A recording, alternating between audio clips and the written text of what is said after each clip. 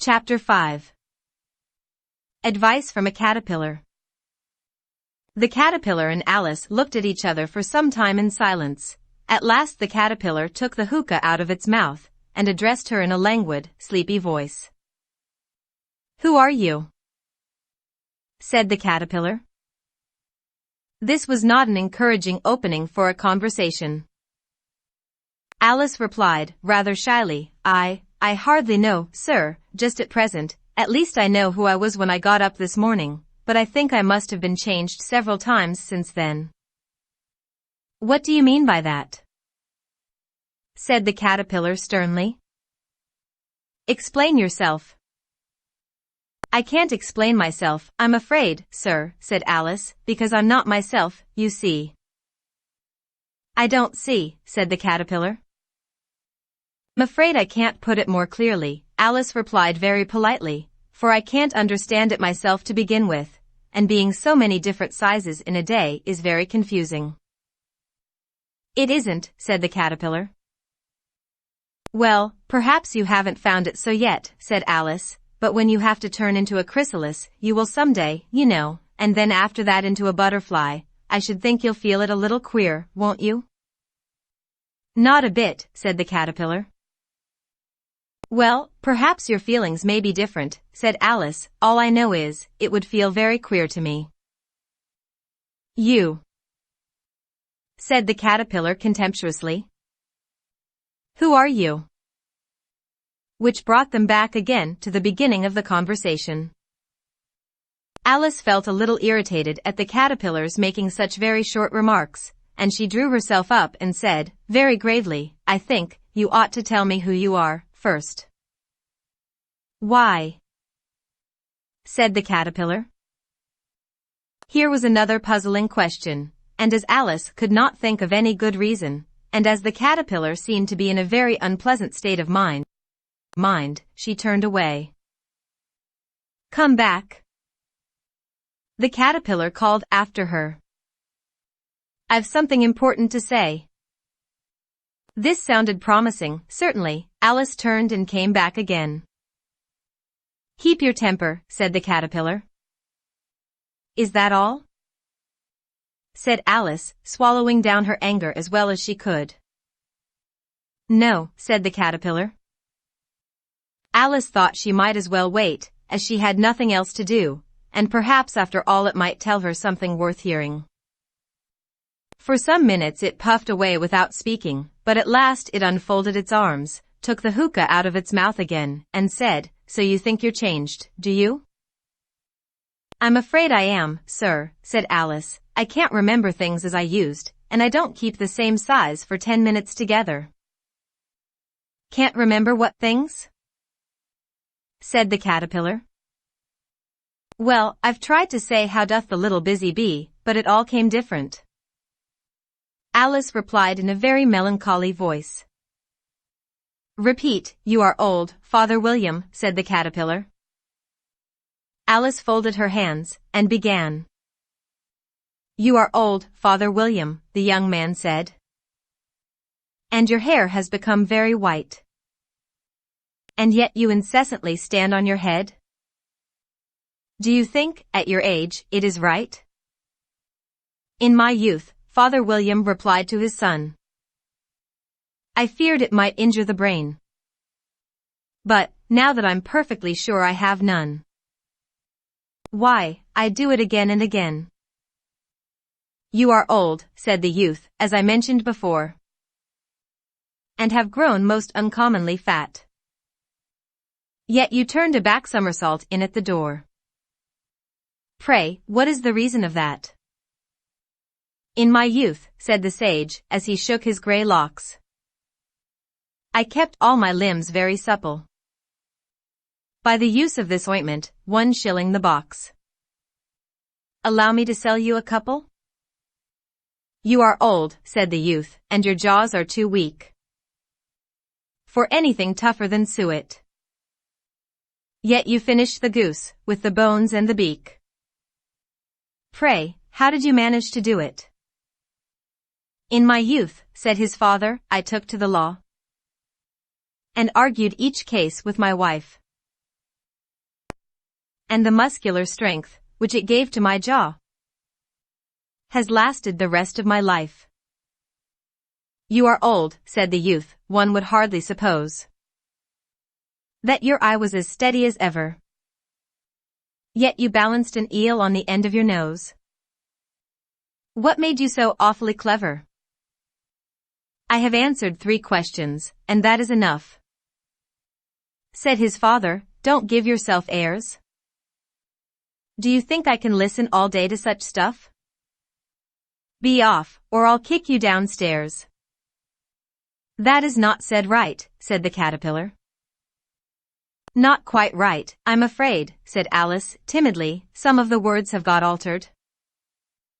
It is wrong from beginning to end, said the caterpillar decidedly, and there was silence for some minutes. The caterpillar was the first to speak. What size do you want to be? It asked.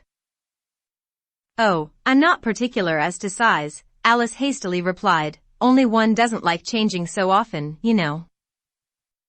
I don't know, said the caterpillar.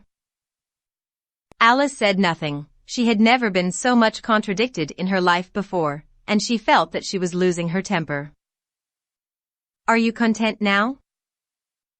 Said the caterpillar. Well, I should like to be a little larger, sir, if you wouldn't mind, said Alice. 3 inches is such a wretched height to be.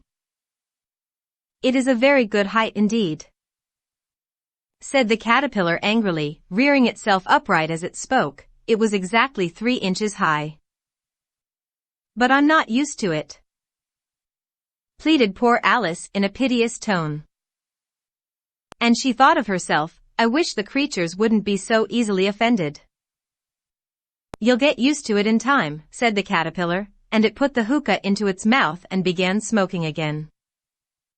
This time Alice waited patiently until it chose to speak again. In a minute or two the caterpillar took the hookah out of its mouth and yawned once or twice, and shook itself. Then it got down off the mushroom, and crawled away in the grass, merely remarking as it went, one side will make you grow taller, and the other side will make you grow shorter. One side of what? The other side of what? Thought Alice to herself. Of the mushroom, said the caterpillar, just as if she had asked it aloud, and in another moment it was out of sight. Alice remained looking thoughtfully at the mushroom for a minute, trying to make out which were the 2 sides of it, and as it was perfectly round, she found this a very difficult question. However, at last she stretched her arms round it as far as they would go, and broke off a bit of the edge with each hand. And now which is which? She said to herself, and nibbled a little of the right-hand bit to try the effect. The next moment she felt a violent blow underneath her chin. It had struck her foot. She was a good deal frightened by this very sudden change, but she felt that there was no time to be lost, as she was shrinking rapidly, so she set to work at once to eat some of the other bit. Her chin was pressed so closely against her foot that there was hardly room to open her mouth, but she did it at last, and managed to swallow a morsel of the left-hand bit. Come, my head's free at last, said Alice in a tone of delight, which changed into alarm in another moment, when she found that her shoulders were nowhere to be found. All she could see, when she looked down, was an immense length of neck, which seemed to rise like a stalk out of a sea of green leaves that lay far below her.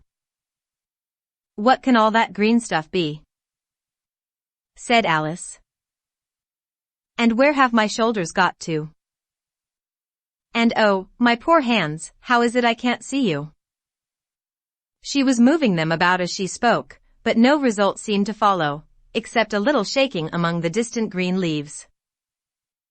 As there seemed to be no chance of getting her hands up to her head, she tried to get her head down to them, and was delighted to find that her neck would bend about easily in any direction, like a serpent.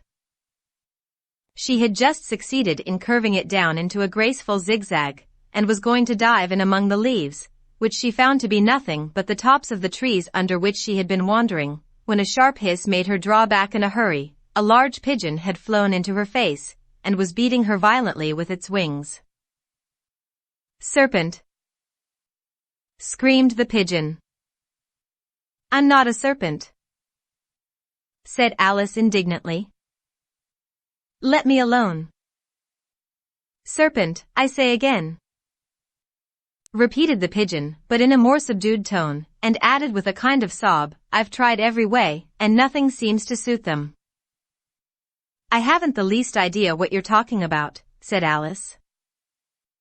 I've tried the roots of trees, and I've tried banks, and I've tried hedges, the pigeon went on, without attending to her, but those serpents.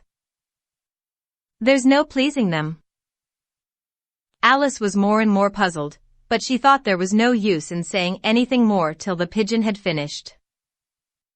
As if it wasn't trouble enough hatching the eggs, said the pigeon, but I must be on the lookout for serpents night and day. Why, I haven't had a wink of sleep these 3 weeks. I'm very sorry you've been annoyed, said Alice, who was beginning to see its meaning. And just as I'd taken the highest tree in the wood, continued the pigeon, raising its voice to a shriek, and just as I was thinking I should be free of them at last, they must needs come wriggling down from the sky. Ugh, serpent! But I'm not a serpent, I tell you, said Alice. I'm a. Well, what are you? Said the pigeon. I can see you're trying to invent something. I'm a little girl, said Alice, rather doubtfully, as she remembered the number of changes she had gone through that day. A likely story indeed, said the pigeon in a tone of the deepest contempt. I've seen a good many little girls in my time, but never one with such a neck as that. No. You're a serpent, and there's no use denying it. I suppose you'll be telling me next that you never tasted an egg.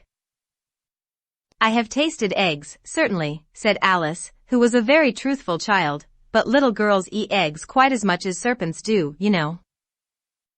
I don't believe it, said the pigeon, but if they do, why then they're a kind of serpent, that's all I can say. This was such a new idea to Alice, that she was quite silent for a minute or two, which gave the pigeon the opportunity of adding, You're looking for eggs. I know that well enough, and what does it matter to me whether you're a little girl or a serpent? It matters a good deal to me, said Alice hastily, but I'm not looking for eggs, as it happens, and if I was, I shouldn't want yours, I don't like them raw. Well, be off, then, said the pigeon in a sulky tone, as it settled down again into its nest. Alice crouched down among the trees as well as she could, for her neck kept getting entangled among the branches, and every now and then she had to stop and untwist it. After a while she remembered that she still held the pieces of mushroom in her hands, and she set to work very carefully, nibbling first at one and then at the other, and growing sometimes taller and sometimes shorter, until she had succeeded in bringing herself down to her usual height. It was so long since she had been anything near the right size, that it felt quite strange at first, but she got used to it in a few minutes, and began talking to herself, as usual. Come, there's half my plan done now. How puzzling all these changes are. I'm never sure what I'm going to be, from one minute to another. However, I've got back to my right size. The next thing is, to get into that beautiful garden. How is that to be done, I wonder? As she said this, she came suddenly upon an open place, with a little house in it about 4 feet high. Whoever lives there, thought Alice, it'll never do to come upon them this size. Why, I should frighten them out of their wits. So she began nibbling at the right-hand bit again, and did not venture to go near the house till she had brought herself down to 9 inches high.